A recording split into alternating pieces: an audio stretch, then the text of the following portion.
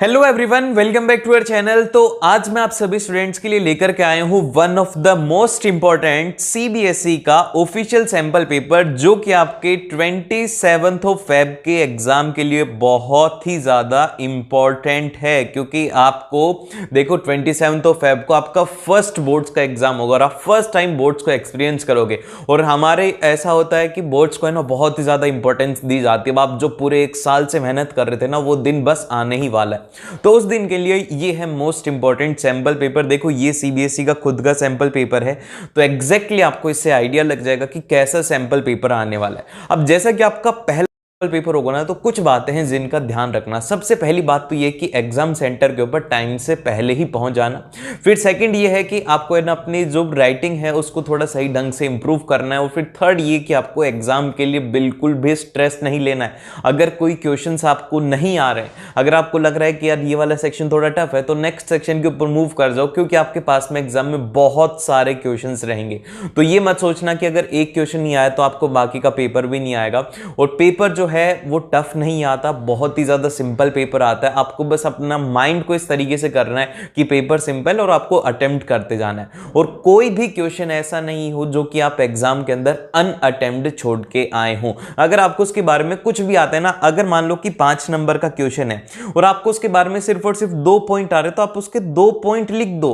ऐसा नहीं होता कि आपको पूरे नंबर नहीं मिलेंगे, एटलीस्ट 5 में से आपको 1 या 2 नंबर तो मिलेगा। तो एक भी क्वेश्चन को अनअटेम्प्ट तो हमें किसी भी कंडीशन के अंदर छोड़ना नहीं है। और जो फर्स्ट पेपर है वो रहेगा इंग्लिश का।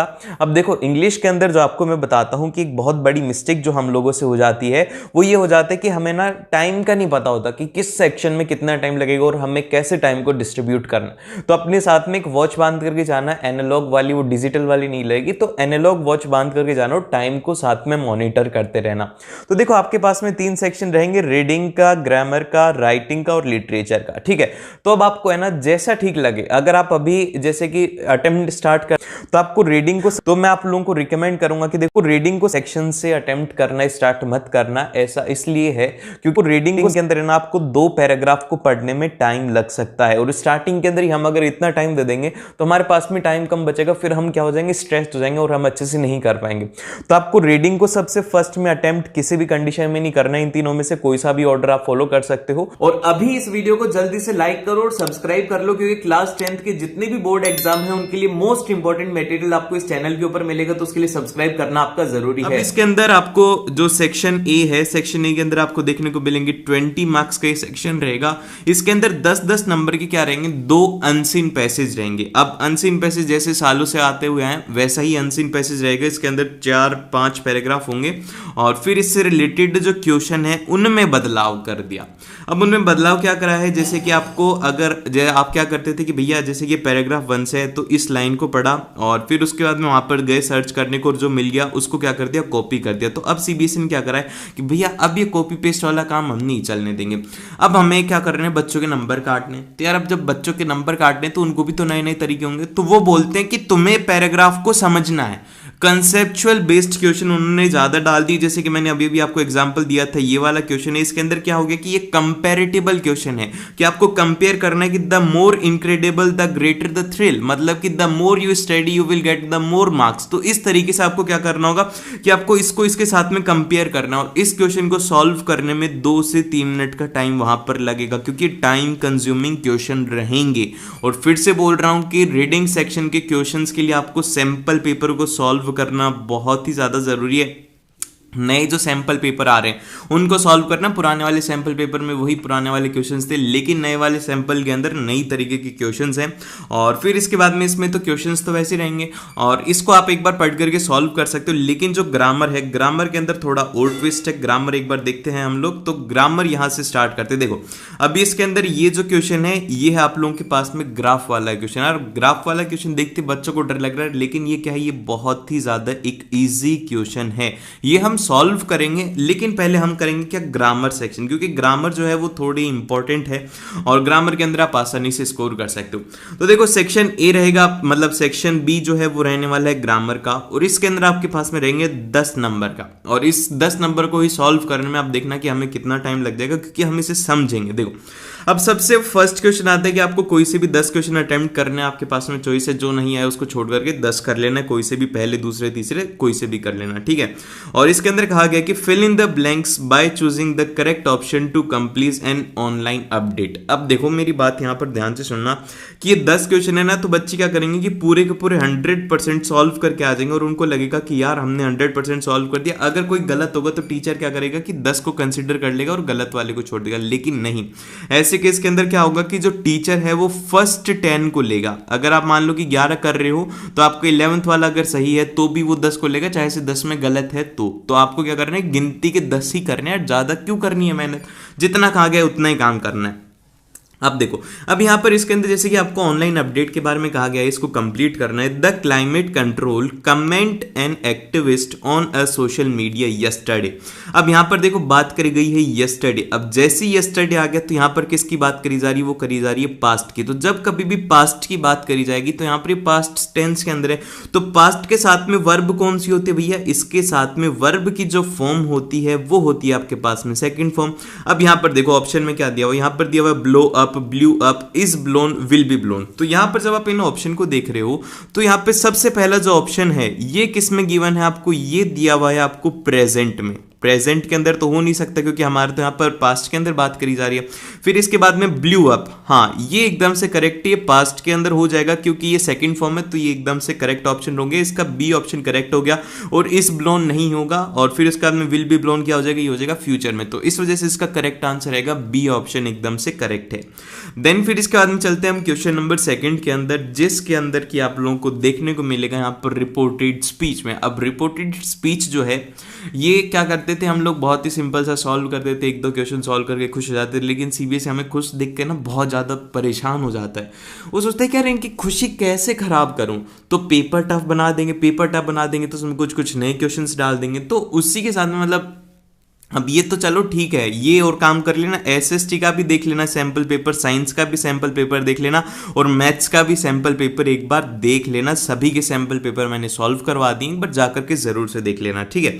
अब अगर बात करें कि इसके अंदर क्या कहा गया है भैया, डॉक्टर है और उसके पास में पेशेंट क्या है। अब डॉक्टर ने कहा गया है कि do you feel down from the time to time mister Gopalan. Gopalan से पूछा गया और गोपालन ने रिप्लाई दिया yes I don't stay in a good mood. उसका कहना यह है कि मैं गुड मूड में नहीं रहता, मतलब मेरा मूड अच्छा नहीं रहता। जैसे कि सीबीएसई का है, सीबीएसई का कभी मूड अच्छा नहीं रहता, पेपर टफ कर देता है, एग्जाम डिले कर देता है, कुछ भी कर रहा है, मतलब सीबीएसई का मूड अच्छा नहीं है। कुल मिलाकर के बात ये है। तो यहां पर कहा यह गया है कि आपको मतलब इसको कन्वर्ट करना ये है कि the doctor while trying to figure out his patient's ailment asked about his well-being to which the patient affirmed। अब देखो यहां पर आपने जब इसको पढ़ा तो आपको लगेगा कि यार भैया ये तो हम करते ही नहीं थे, हम तो ये करते थे कि the doctor said to patient that, ये करते थे। लेकिन यहाँ पर क्या लिखा हुआ है, ये बहुत ही सिंपल बातें में लिखा हुआ है कि इसके अंदर देखो डॉक्टर ने क्या करा है, डॉक्टर उससे पूछना चाह रहे तो इसी को लिख दिया कि the doctor while trying to figure out his patients element, मतलब कि वो कैसा है, and ask about his wellness. तो यहाँ पर ये इसने पूछ लिया कि आप कैसे हो, उसको यहाँ पर पूरा पूरा एक लाइन के अंदर लिख दिया। अब उसके बाद में कहा गया है कि ये जो पेशेंट वाला सेंटेंस है इसको आप कैसे लिखोगे। तो देखो अब जैसे आप देख रहे हो कि यहाँ पर द एफर्म्ड, तो अब एफर्म्ड आपने देखा तो यहाँ पर आपके दिमाग में आना चाहिए कि भैया ये एफर्म्ड है, ये क्या है, ये है सेकंड फॉर्म। तो सेकंड फॉर्म हो गया, तो यहाँ पर इसके अंदर क्या है, डोंट स्टे। तो आप बोलोगे कि भैया यहाँ पर लिख दो डिड नॉट, ठीक है, डिड नॉट स्टे। अब जैसे आपने लिखा ये सीबीएसई ने बोल दिया गलत है, ये नहीं होगा। तो सीबीएसई का अकॉर्डिंग क्या है, उन्होंने कहा है कि जब कभी भी ये पर बात करी जा रही है वो करी जा रही है प्रेजेंट की। अब ये प्रेजेंट मूड के अंदर ही तो पूछ रहे हैं कि आपका मूड कैसा है, प्रेजेंट में ही तो रिप्लाई दे रहा है, अभी वो प्रेजेंट में ही चल रहे हैं कंटिन्यू, ये तो है नहीं ये पास्ट का है। तो जब वो प्रेजेंट में चल रहे हैं तो आपको इसका जो रिप्लाई है वो भी क्या देना होगा, आपको प्रेजेंट में देना होगा। तो डिड नॉट सीबीएसई के अकॉर्डिंग रॉन्ग है, और यहाँ पर आना चाहिए डज नॉट। अब देखो यहाँ पर होने को तो ये करेक्ट होना चाहिए डिड नॉट, क्योंकि यहाँ पर एफर्म्ड काम में लिया है, लेकिन अगर बात करेंगे सीबीएसई के अकॉर्डिंग, सीबीएसई ने ये कंसिडर करा है कि यहाँ पर ये है प्रेजेंट टेंस में। जब ये प्रेजेंट टेंस में है तो इसके साथ में यूज में होना चाहिए does not stay in a good mood. ठीक है, ये पूरा पूरा सेंटेंस रहेगा। इस तरीके से आपको इसे सॉल्व करना है। देन फिर इसके बाद में चलते हैं हम क्वेश्चन नंबर 3 में, जिसके अंदर की कहा गया है कि select the correct option to fill in the blank. आपको इसको फिल करना है। यहाँ पर ये जो क्वेश्चन देखने को मिलेगा, ये देखने को मिलेगा आपको मॉडल्स से। ठीक है, मॉडल और प्लस इसमें टेंस थोड़ा थोड़ा काम में लिया जाएगा। तो अब इसको देखते हैं इसको कैसे करेंगे। तो यहाँ पर ये स्टेटमेंट स्टार्ट होता है कि द एडवर्टीजमेंट रीड इफ। अब देखो यहाँ पर इफ आ गया, तो अब इफ से अगर कोई भी सेंटेंस स्टार्ट होता है तो वो जो सेंटेंस होता है वो होता है कंडीशनल। क्या होता है? ये होता है कंडीशनल सेंटेंस होता है। अब जब ये कंडीशनल सेंटेंस होता है ना, तो इसके साथ में कुछ कुछ चीजें आती हैं। अब जब कभी भी कंडीशनल सेंटेंस देखो, जैसे कि जो इफ से स्टार्ट हो रहा है, तो वहां पर आपको क्या करना है, उसकी जो स्टार्टिंग है वो फॉर्मेट ये रहता है कि सबसे पहले उसके अंदर आता है सब्जेक्ट, ये नोट डाउन कर लेना। फिर उसके साथ में आती है यहाँ पर वर्ब, और फिर उसके साथ में यहाँ पर आ जाता है ऑब्जेक्ट। ऑब्जेक्ट एक बार लिख देता हूँ मैं, ओबी लिख देता हूँ। और फिर उसके साथ में यहाँ पर आ जाती है उसका फ्यूचर सिंपल टेंस के साथ में जो अगले वाला सेंटेंस होता है वो ये होता है। ठीक है, ये इसका फॉर्मेट रहता है। अब इसके अंदर लिखा गया है कि if you smoke statistically your story. अब इसके बाद में यहाँ पर आता है कि and up 15% before it should be. तो यहां पर बात करी जा रही है फ्यूचर की। याद रखो कि यहां पर ये फ्यूचर में जाएगा। तो अब जब ये फ्यूचर के अंदर जाएगा तो इनमें से फ्यूचर में कौन सा जा सकता है भैया? मस्ट जाएगा, शुड जाएगा, विल आएगा, ओट आएगा। तो आपको सीधा आना चाहिए कि भैया फ्यूचर की बात करी जा रही है तो विल आएगा, विल हो गया इसका करेक्ट आंसर। तो इसके अंदर टेंस को यूज करके हमने जल्दी से फिगर आउट कर लिया कि क्या होने वाला है। और फिर इसके बाद में हमारे पास में आता है क्वेश्चन नंबर 4, जिसके अंदर की कहा गया है कि आपको एरर और करेक्शन है। अब देखो कितनी ज्यादा मेहनत कर रहे हैं सीबीएसई ये भी कह रहा है कि तुम मत निकालो, तुम चिल बैठे रहो, हम निकाल के दे देते हैं और इनमें से तुम्हें सिलेक्ट करना है कि कौन से वाला होगा। तो पहले क्या होता था, पहले बड़ा अच्छा था कि यार एक पैराग्राफ आता था, उसके अंदर से हम मस्त आराम से उसको सॉल्व करते थे और फिर उसके बाद में हमारा आंसर आ जाता था। लेकिन अब हमारी खुशी बर्दाश्त कहाँ होती है किसी को, तो लग गई नजर। तो वो नजर ये लगी, उन्होंने कह दिया कि चलो भैया इसमें से निकालो कि last week a child was not allowed to board the plane at the Ranchi airport. ठीक है, अब ये बात है, एक स्टेटमेंट है सीधा सा। अब इसमें से निकालना है इनकरेक्ट क्या है। सबसे पहले में दी गया है एरर चाइल्ड को चिल्ड्रन कर दे, एकदम से गलत है, इसका कोई मीन से नहीं निकलता। लास्ट और प्रीवियस एक ही बात है। और फिर इसके बाद यहाँ पर एट और इन, ये भी एकदम से सही बात है। तो सबसे पहले ये फिगर आउट करने की कोशिश करो कि रॉन्ग कौन सा है। अब जब आपने सारे के सारे रॉन्ग को फिगर आउट कर लिया तो यहाँ पर बचते हैं बस एक ही करेक्ट, वो है यहाँ पर द और ए। ठीक है, ये हो गया द और ए, मतलब द ये वाला द प्लेन की जगह पर आप ए प्लेन कर सकते हो, एकदम से सही बात है। आपकी जो मर्जी वो करो ना, ये द इसके साथ में नहीं काम में लिया जाएगा और यहाँ पे ए हम काम में ले सकते हैं। तो ये हो गया इसका एरर करेक्शन, इसका सी ऑप्शन हो गया करेक्ट। ठीक है, मैं समझ पा रहा हूं कि तुम्हें फील नहीं आ रही, क्योंकि क्वेश्चंस पूरे चेंज हो गए हैं और क्वेश्चंस का लेवल भी चेंज हो गया है। तो आपको क्या करना होगा, भी ये प्रैक्टिस करनी होगी ऐसे क्वेश्चंस की। और इसकी मैं सच बता रहा हूं कि आपको थोड़ी आदत डल जाएगी जब आप ऐसे क्वेश्चंस करोगे। खूब सारे क्वेश्चंस आपको मिल जाएंगे, इनफैक्ट मैं भी आपको प्रोवाइड करवाऊंगा। तो ज़्यादा चिंता मत करो। अगर समझ में नहीं आ रहा तो ध्यान से सुनो कि मैं क्या क्या बातें बता रहा हूँ, फिर उसके बाद में आपको ये सही ढंग से अच्छे से समझ में आएगा। इसके बाद में हमारे पास में आता है क्वेश्चन नंबर 5। अब देखो क्वेश्चन नंबर 5 जो है, इसके अंदर आप लोगों को दो कॉम्बिनेशन वाले सेंटेंस हैं। एक तरीके से एक प्रेजेंट में है और फिर एक उसके बाद में पास्ट में। तो मतलब क्या है, कैसे है, वो हम देखते हैं इसमें। जैसे कि इसके अंदर कहा गया कि as I was standing on the dock. अब जैसे कि आपको जहां कहीं पर भी एज दिखे, एज दिख रहा है, या फिर आपको वाइल दिख रहा है, या फिर आपको उसी के साथ में व्हेन दिख रहा है, जब कभी भी इससे सेंटेंस स्टार्ट होता है तो यहां पर इसका मतलब ये होता है कि इसके अंदर एक से ज्यादा कॉम्बिनेशन होगा। तो इसको आपको समझना जरूरी है। अब जैसे आप इसको पढ़ते सेंटेंस को, I was standing on the dock, मतलब कि मैं डॉक के ऊपर खड़ा था, and looking out at a lake for the last time, और मैं लेक को देख रहा था लास्ट टाइम के लिए। तो ये हो गया फर्स्ट टेंस। और फिर उसके बाद में यहाँ पर आता है कि a feeling of emptiness over me darkness. यहाँ पर आपको फिल इन द ब्लैंक करना है। तो अब जैसे कि यहाँ पर देखो ये आ रही है फीलिंग, मतलब फीलिंग को एक बार समझ के देखो, फीलिंग क्या होता है। फीलिंग एक टेम्परेरी होता है, बस एक शॉर्ट टाइम के लिए होता है, ठीक है। और वहीं पर ही अगर बात करी जाए कि आई वॉज स्टैंडिंग, मतलब एक तरीके से यहां पर कहा जा रहा है कि वो उसके ऊपर खड़ा था, तो ये जो प्रोसेस है ये है एक तरीके से लॉन्ग टास्क जो कि काफी ज्यादा देर तक होगा। तो ये जो लॉन्ग टास्क है ये हमेशा किस में रहेगा, ये रहने वाला है आपके पास में प्रेजेंट में, ठीक है। यहाँ पे बात याद रखना, ये रहेगा प्रेजेंट में।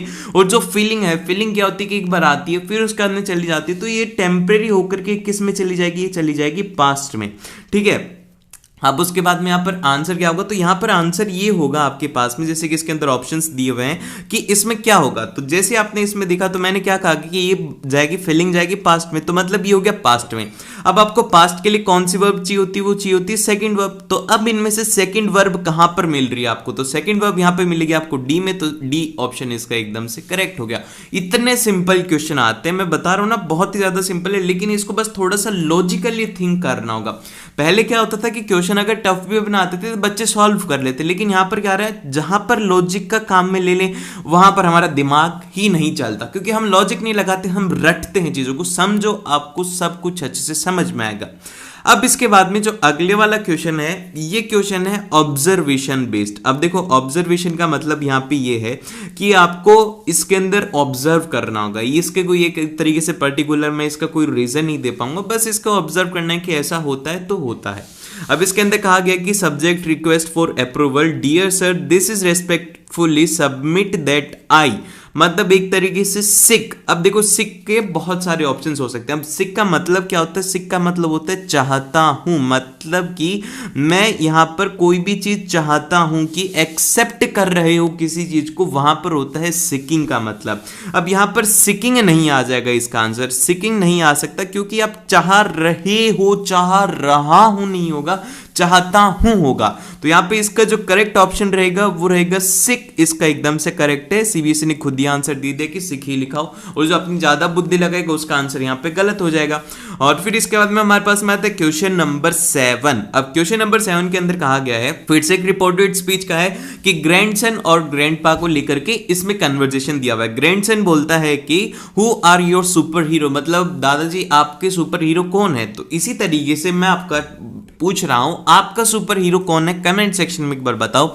और इतना ज्यादा कोई हैवी टास्क मत लो, बहुत ही ज्यादा आप अच्छे से एडॉप्ट कर पाओगे इन क्वेश्चन को। एक तो यही हो जाए भैया डिप्रेशन हो गया हमें तो हम क्या करेंगे, डिप्रेशन लेने की कोई जरूरत नहीं है, आराम से क्वेश्चन से सॉल्व होंगे। आपको मैं पूरी प्रैक्टिस करवा दूंगा, बस आप इसके साथ में कंटिन्यू चलते जाइए, ठीक है। अभी क्वेश्चंस टफ लग रहे हैं क्योंकि ये थोड़े टफ है, नए क्वेश्चंस होते हैं हमेशा टफ लगते हैं, ठीक है। अब इसके बाद में यहां पर कहा गया कि ग्रैंडपा, अब ग्रैंडपा क्या बोल रहे हैं कि anyone who shows kindness and compassion to others. तो मतलब जो हमारे दादाजी हैं उनका कहना यह है कि बेटा सुपर हीरो वही होता है जो कि दूसरों को काइंडनेस दिखाते, दूसरों की मदद करता है, वो होता है दादाजी के अकॉर्डिंग।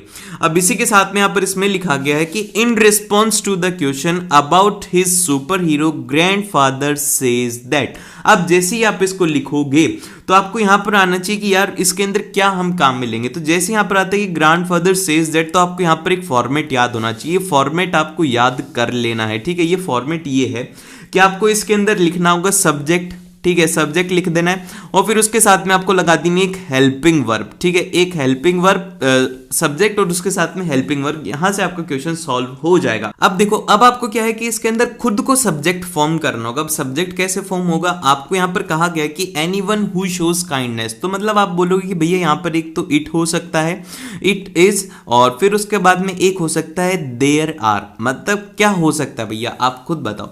देखो, देयर कहां पर काम में लिया जाता है, जहां पर ज्यादा लोग होते हैं, तो देयर के साथ में आएगा यहां पर सो मैनी, ठीक है, यहां पे काम में लिया जाता है, मतलब बहुत सारे लोग हैं।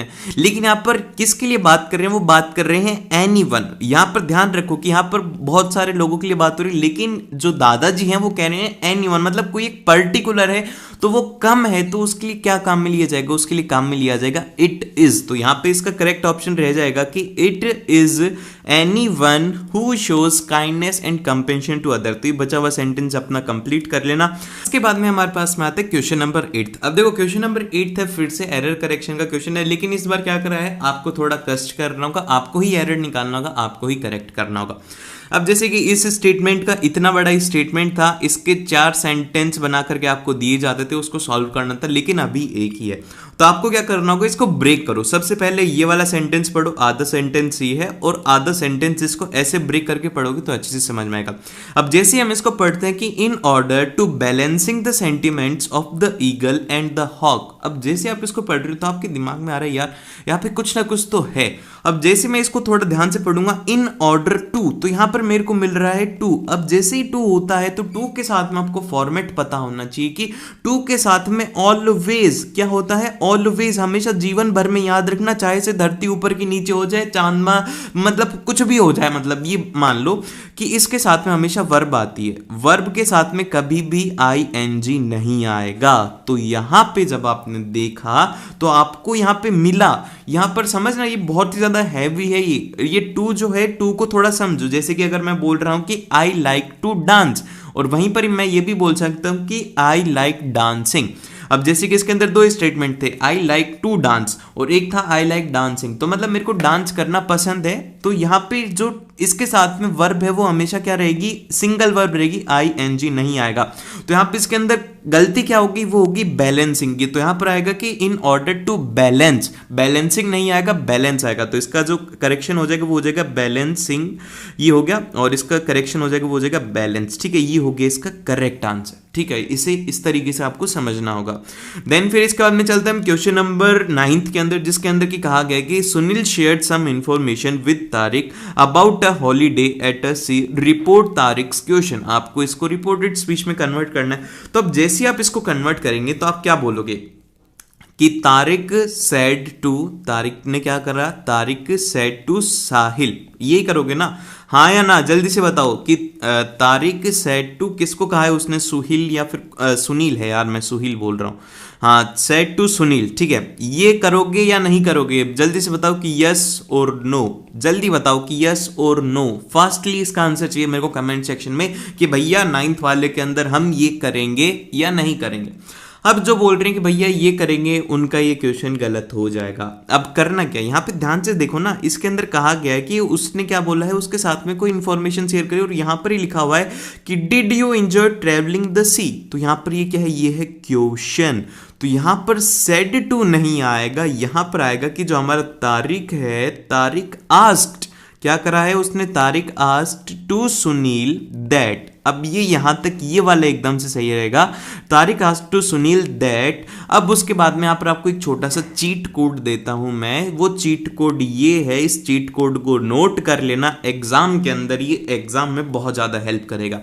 चीट कोड में ये है कि जब कभी भी अगर आपको कोई भी क्वेश्चन मिलता है जिसके अंदर की डिड है, तो डिड के साथ में आपको आंख बंद करके क्या करना है, डिड को आपको कन्वर्ट कर देना है हेड के साथ में, डी को हेड में कन्वर्ट कर देना और उसके साथ में थर्ड फॉर्म लगा देनी है। ठीक है, ये है भैया काम की बात, डिड के साथ में डिड को कन्वर्ट कर देना है हेड और उसके साथ में थर्ड फॉर्म लगा करके उसका काम खत्म कर देना। तो अभी वही यहां पर करा गया। तो यहां पर Tariq asked to Sunil that ही, यहां पर यू को किस में कन्वर्ट कर देना, वो कर देना है ही, और फिर उसके बाद में यहां पर कर देना है he had enjoy travelling by sea, और यहां पर क्वेश्चन मार्क नहीं लगाना है। ये समझ में आया? फिर से बता रहा हूं कि इसके लिए चीट कोड ये है कि जब कभी भी अगर आपको कहीं पर भी सेंटेंस में मिलता है जिसको कि आपको रिपोर्टेड में कन्वर्ट करना है, डिड आ रहा है, तो डिड को आपको आंख बंद करके कन्वर्ट कर देना है हेड और उसके साथ में लगानी देनी है उसकी थर्ड फॉर्म, और फिर उसके पहले आपको सिंपल सा लिखना है कि he had enjoyed by travelling a sea. ठीक है, ये हो गया इसका करेक्ट। फिर इसके बाद में हम चलते हैं नेक्स्ट की तरफ। मैं एक बार इसको थोड़ा क्लियर करते तो बहुत ही ज्यादा वो हो गया, इसमें क्या बोलते हैं इसको, बहुत ही ज्यादा वो हो गया यार। उसके बाद हम चलते क्वेश्चन नंबर 10 के अंदर, जिसके अंदर कहा गया है कि fill in the blanks by choosing the correct option to complete the slogan by the ministry of child welfare. तो अब क्या होगा इसके लिए, जैसे आप इसके अंदर जाएंगे तो आपको दो चीजें देखने को मिलेंगी कि क्या हो सकता है क्या नहीं हो सकता। तो अब इसके अंदर मॉडल्स काम में लेने, तो मॉडल काम में लेना है, तो मॉडल जैसे आप पढ़ोगे कि तो we can afford to neglect a children think twice. तो ये कैसे हो सकता है यार, ये बहुत ज्यादा आसान है, कैन आ जाएगा, क्योंकि क्या हम अफोर्ड कर सकते हैं, कैन वी अफोर्ड, तो यहाँ पे और तो इसके अलावा कुछ हो नहीं सकता, तो सी ऑप्शन इसका करेक्ट हो गया। सबसे ज्यादा इजी क्वेश्चन था 10th वाला। ठीक है। अब इसके बाद में यहाँ पर आता है क्वेश्चन नंबर 11, जिसके अंदर की कहा गया है, फिर से एक स्टेटमेंट है किसके बीच में, लता के बीच में और उसके पिताजी के बीच में। उसके फादर बोलते हैं कि why ask so many question Lata. अब उसके बाद में लता रिप्लाई देते हैं कि I believe that if you don't know the answer keep asking till you do. मतलब उसका कहने का मतलब ये है कि बेटा तुम इतने क्वेश्चन क्यों पूछते हो, मुझे आंसर नहीं आते। तो बेटी बोलती है कि पापा देखो सीधी सी अपनी फिलॉसफी है, अपने को जब तक समझ में नहीं आता अपन पूछते हैं।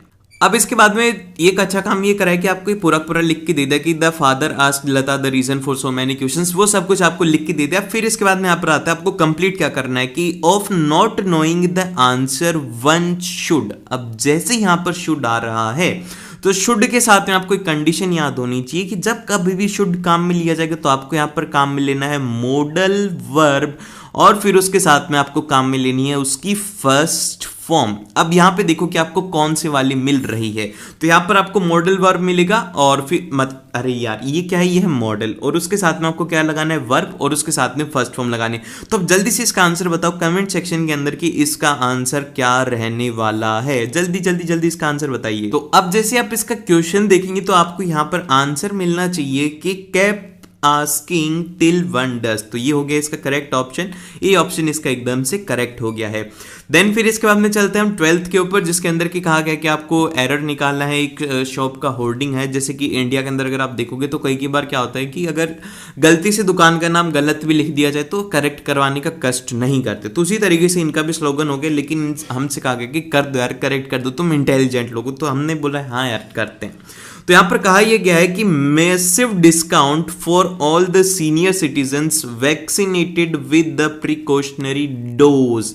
अब जैसे कि यहां पर एरर जब आएगा तो एरर के अंदर जब बात करी जा रही है तो यहां पर आपको ध्यान देना, यहां पे बात करा गया है all the senior citizens vaccinated. तो ये जो सेंटेंस है यहां पर है, इसमें एरर। अब ये एरर क्यों है, अब जैसे कि ऑल कहां पर काम में लिया जाता है, ऑल काम में लिया जाता है एक पूरे पूरे ग्रुप के लिए, मतलब सभी लोग। लेकिन यहां पर बात करी गई है सिर्फ और सिर्फ वैक्सीनेटेड की। जब कभी भी एक पर्टिकुलर एक ग्रुप की काम में लिया जाए, मतलब कि एक पर्टिकुलर एक ग्रुप का काम में लिया जा रहा है कि मतलब ओनली इंटेलिजेंट स्टूडेंट ईच, मतलब एक तरीके से आप ये बोल सकते हो कि ईच वैक्सीनेटेड या फिर ईच लिटरेट। तो यहां पर क्या होगा कि एक पर्टिकुलर आपने सेगमेंट चूज कर लिया, तो उसके लिए क्या काम में लिया जाता है, उसके लिए काम में लेते हैं हम ईच। तो यहां पे इसके अंदर एरर क्या हो जाएगा, एरर हो जाएगा इसके अंदर और इसका करेक्शन हो जाएगा आपके पास में ईच। इसका एकदम से करेक्ट ऑप्शन हो गया है। अब देन फिर इसके बाद में चलते हैं हम नेक्स्ट क्वेश्चन की तरफ, जो कि हमारे पास में आता है कि क्रिएटिव राइटिंग स्किल्स, मतलब आपको अपनी स्किल्स दिखानी यहां पर कि मतलब हमें कितना अच्छा लिखना आता है। तो देखो इसमें से कोई सा भी क्वेश्चन करना है, आपको दो क्वेश्चन दिए हुए हैं, ए क्वेश्चन और बी क्वेश्चन। अब इसमें कहा यह गया है कि आपको सिंपल सा you are Sunidhi Prakash, the vice captain of a brilliant Vidyalaya Barra Kanpur, and you have recently notice the several posters around your school's premises conveying a hazardous message. अब ये क्या मैसेज है कि lose a weight in just a month, a wonder diet comes to your rescue and a privilege available for a new few. मतलब एक तरीके से कहने का मतलब ये है कि जैसे कि यहां पर जैसे कि lose a weight in month, मतलब कि एक महीने के अंदर वेट लूज करो। उसी तरीके से जब आपके एग्जाम हो जाएंगे ना तो आपको बहुत सारे ऐसे लोग मिलेंगे, वो पहले बोल रहे हैं कि बेटा 6 महीने के अंदर तुम्हारे 95% आ जाएंगे, ठीक है। और फिर उसके बाद में वो बोलते हैं 4 महीने के अंदर आ जाएंगे, कहीं कि तो 5 महीने का भी बता देते 4 महीने में, और फिर उसके बाद में बोलते हैं 2 महीने में, फिर उसके बाद में 1 महीने में भी। और देखना लास्ट टाइम के ऊपर भी जब आपका एग्जाम रहेगा तो वो ये बोल देंगे बेटा 1 वीक के अंदर कितने आ जाएंगे तुम्हारे 95% आ जाएंगे। तो उसी तरीके से इसमें हो रहा है। तो ऐसा आपको कुछ ही नहीं है कि आप 95% एक हफ्ते में ले आओगे, 1 महीने में ले आओगे। तो यार वो एक बार सोच के तो देखो, 12 महीने से पढ़ रहा है वो बच्चा 95 वाला, और तुम 1 महीने में ले आओगे, ये गलत बात है। और आपको ऐसे लोग बेवकूफ़ बनाते हैं। इतना नहीं हो सकता, लेकिन मैं बोल सकता हूँ कि आप 1-2 महीने अगर सही ढंग से करो तो आप 80 से लेकर के 90 की रेंज में पहुंच सकते हो आराम से, ठीक है, 1-2 महीने के अंदर अच्छी पढ़ाई करके। लेकिन ऐसा कभी नहीं होगा कि आप सीधा ही 97, 96 इतना तगड़ा थंबनेल देख करके क्लिक मत करा करो। और फिर इसके बाद में कहा यह गया है कि करना क्या है, ये तो आपके समझदारी की बात थी, तो ऐसे समझदार बनो, बेवकूफ मत बनो। अब यहाँ पे समझदारी की बात कर क्या करा गया, इसमें कहा गया कि write a letter to the editor of the DWA। आपको DWA को लेटर लिखना है, not more than 120 words, 120 word से ज़्यादा नहीं लिखना है, गलती से भी मत लिख देना, नहीं तो पाप लग जाएगा, ज़्यादा मेहनत करके आ जाओगे। And drawing attention towards the harm caused by the such advertisement, कि आपको ऐसे जो एडवर्टाइजमेंट होते हैं कि 1 महीने के अंदर वेट लॉस करो, उनसे सावधान रहने के लिए लिखना है।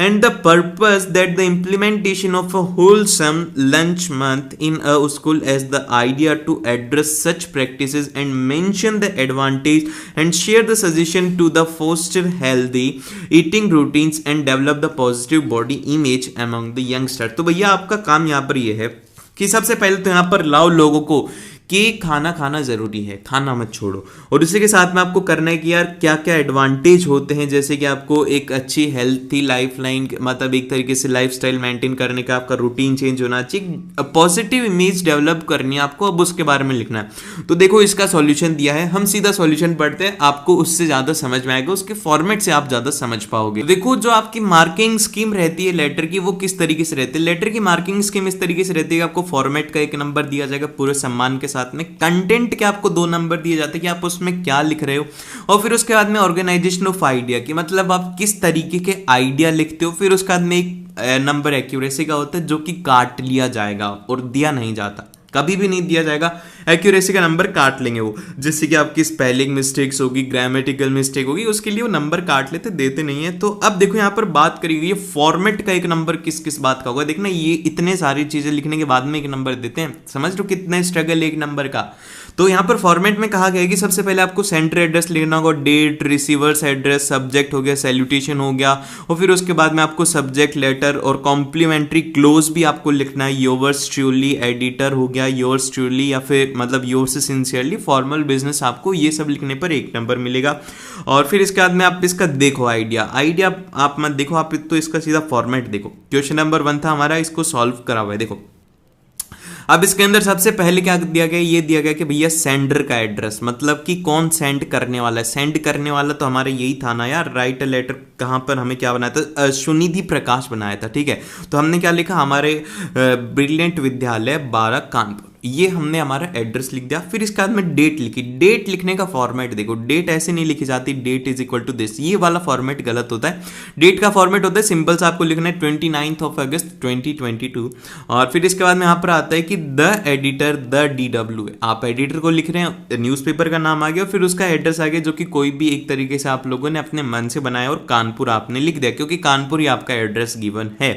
अभी यहाँ पर एक पॉइंट जो इंपॉर्टेंट नोट करने का है, वो पॉइंट ये है कि अगर आपको आपका एड्रेस गिवन नहीं है तो आपको लिखना है ABC स्ट्रीट, सभी को पता है कि कोई भी एड्रेस नहीं है, और आपको लिख देना है न्यू दिल्ली, ठीक है। ये आपको लिखना है अगर आपका कोई भी नाम पता नहीं गिवन है, ये तो हो गया आपका एड्रेस। और जब आप क्लोज करेंगे तो आप बोलेंगे कि ABC XYZ, ठीक है, ये जरूर से लिखना है, क्योंकि अगर आप अपना नाम लिख देते, जैसे कि मैं अपना नाम लिख देता हूं आयुष, तो यहां पर क्या होगा कि इसको अनफेयर मींस माना जाता है, और इसके लिए क्या होगा कि मेरा हाफ मार्क्स डिडक्ट हो जाएगा। तो ये पॉइंट मैं आपको बता रहा हूं, ये आपको थोड़ा याद रखना है। अब इसके बाद में आपको क्या करना होगा, ये सब लिखने के बाद में आपको लिखना होगा सब्जेक्ट। सब्जेक्ट क्या है, need for promoting health eating routines, आपको सिंपल सा बताना है कि यार हेल्थ ईटिंग रूटीन्स के बारे में आपको करना है, और आप सिंपल से स्टार्ट कर रहे हो। यहाँ पर ये आपको लिखना है कि डियर मैडम नहीं, आपको डियर सर भी लिखना होगा, ठीक है, डियर सर। आपको नहीं पता कि वो एडिटर कौन है, मेल है या फीमेल, आपको दोनों को लिखना है। फिर इसके बाद में स्टार्टिंग होगी, यहाँ पर एक एक लाइन का स्पेस छोड़ना है, ये जो यहाँ पर दिया हुआ ये यहाँ पर बता रहे हैं कि भैया 1 लाइन का स्पेस छोड़ दो, और आप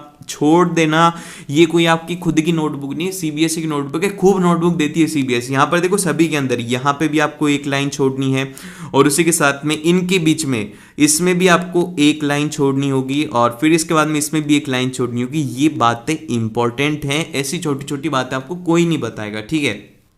अब इसके बाद में क्या करना होगा, इसके बाद में ये करना होगा, this is the reference to the posters bearing the message of a crash diet, मतलब कि इनका मतलब ये है कि आप ये बोल रहे हो कि this is the reference to the poster. आप कभी भी ये नहीं बोलोगे कि मैं आपको ये करना चाहता हूँ या फिर आपसे काम करवाना चाहता हूँ, ऐसा नहीं बोलना, आपको उनसे रिक्वेस्ट करनी है। यार एडिटर हैं वो कोई ऐसा थोड़ी है कि उनका खुद का ही काम है, वो खुद का काम नहीं है उनका तो बस ये है कि पब्लिक का अटेंशन उस तरफ ड्रॉ करेंगे, और उसी के साथ में जो उसके एडमिनिस्ट्रेशन है उसका अटेंशन ड्रॉ करेंगे। अब इसके बाद में यहाँ पर आता है कि being posted around our school premises such poster impact the youngsters negative and can be hazardous for their self esteem। तो मतलब इनके कहने का ये है कि अगर ऐसे पोस्टर देखते हैं तो हमारे जो यंगस्टर्स हैं प्यारे प्यारे, उनका दिमाग खराब हो जाता है, उनके लिए खतरा हो सकता है ऐसे पोस्टर्स। तो अब क्या क्या हो सकता है, जैसे कि इसके अंदर पूरा पूरा आपने पर्पस बताया कि I would like to propose the idea of implementing wholesome lunch month. मतलब होलसम लंच का मतलब ये रहेगा कि आपका पूरा पूरा अच्छा लंच वाला मंथ, आप हर महीने के महीने लंच लेके आई।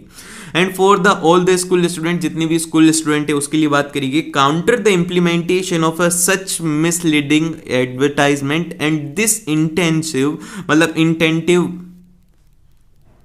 and this intensive is sure to encourage all the students to bring the nutritious and the healthy lunch daily and develop a healthy eating routines। तो मतलब कहने का ये है कि बच्चों के अंदर एक ऐसी आदत डालें कि जिससे कि वो अपना खाना डेली लाएं और उसी के साथ में हेल्थी ईटिंग जो रूटीन्स है वो उनका डेवलप हो जाए। And to ensure this project gain strength, school में organises the puppet shows, street plays, TED talks by the nutritionist and psychologist, emphasizes the theme to foster the healthy eating routines and a positive body image। अब देखो जो question में दिया गया था उसी के साथ में बात करेंगे कि सबसे पहले तो ये बता दिया कि मैं आपका आइडिया इसकी तरफ लाना चाहती हूँ होलसम लंच की तरफ। अब उसके बाद में बताया गया कि इसके अंदर क्या होगा, इसके अंदर ये होगा कि हमारे जो बच्चे हैं वो हर दिन अच्छा न्यूट्रिशियस और हेल्दी लंच लाएंगे जिससे कि उनकी हेल्दी खाने की रूटीन हो। फिर उसके बाद में एक और चीज कर दिया कि इस प्रोजेक्ट को और अच्छा करने के लिए हम ये कर सकते हैं कि पपेट शो करवा सकते हैं, स्ट्रीट प्ले करवा सकते हैं, टेड टॉक्स करवा सकते हैं, जिससे कि क्या होगा कि बच्चों के अंदर हेल्दी खाने को लेकर के एक तरीके से अच्छी फीलिंग आएगी या फिर एक अच्छा जागरूकता होगा। मैं कई बार ऐसे वर्ड्स बोल देता हूं ताकि आपको उससे समझ में, और आप सोचते कि भैया कोई अच्छे वर्ड बोल देने आते, अगर मैं हैवी वर्ड्स काम में लूंगा तो आपको समझ में नहीं आएगा और मैं नहीं चाहता कि यार तुमने समझो नहीं, ठीक है। तो यहां पर इसीलिए मैं क्या होता है कि बहुत ही ज्यादा सिंपल लैंग्वेज के अंदर आपको समझाने की कोशिश करता हूं। और फिर इसके बाद में यहां पर कहा गया कि I hope that publishing my letter in the column of your routine your onion helps spread awareness and promotes a healthy lifestyle among the students. फिर इसके बाद में योर्स ट्रूली, फिर इसके बाद में आपका नाम और फिर इसके बाद में आपकी जो पोस्ट दी हुई है वो। इसके बाद में देखो इसी तरीके से आपको सेकंड वाले क्वेश्चन के अंदर भी चॉइस दी जाएगी, वो ही आप लोगों का जो news to letter to editor वाला ही फॉर्मेट रहेगा कि आपको सबसे पहले सेंडर एड्रेस, फिर उसके बाद में डेट, फिर उसके बाद में रिसीवर्स का एड्रेस और फिर उसके बाद में सब्जेक्ट लिख करके आपको ये पूरा का पूरा लिख देना है। इसको पूरा रीड कर लेना, वही फॉर्मेट है जो हमने उसमें करा था। जितने ज्यादा ऐसे सैंपल पेपर को रीड करोगे और उसके साथ में प्रैक्टिस करोगे उतनी ही ज्यादा आपकी प्रैक्टिस होती जाएगी। हाँ तो बस आज की वीडियो में इतना ही था और आपको साइंस के, मैथ्स के और एसएसटी के भी सैंपल पेपर एक बार देख लेने चाहिए ताकि आपको पता लग जाए कैसे क्वेश्चंस आते हैं। And bye bye, take care and मिलते हैं आप लोगों से नेक्स्ट वीडियो में।